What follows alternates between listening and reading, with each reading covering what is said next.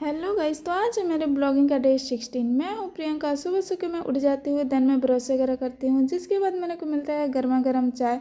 चाय पीने के बाद मैं खाती हूँ ड्राई फ्रूट और थोड़े से मिठाई, जिसके बाद मैं चल देती हूँ नाश्ता करने। उसके बाद मैं रेडी होती हूँ क्योंकि मेरे को मार्केट जाना रहता है। मेरे साथ मेरे गोलू मोलू भी बहुत प्यारी लग रही होती है। देन भैया बाइक लेके आते हैं तो हम सब बाइक से ही निकल लेते हैं मार्केट। मार्केट जाने के बाद मेरे को कुछ कुछ सामान खरीदने रहता है तो मैं अपना सामान खरीदती हूँ, जिसके बाद मम्मी भी लेती है। उसके बाद हम कचरी खाते हैं, देन हम घर को आ जाते हैं। घर आने के बाद हमारी दुल्हन का आज लगन चुमाव था, तो वो रेडी सेडी होकर बैठ गई थी, जिसके बाद उनका लगन चुमाव स्टार्ट हो गया था। मुझे ज़्यादा तो नहीं पता है गाइस, बट बिहार का फंक्शन मेरे को ना बहुत ही ज़्यादा अच्छा लगता है।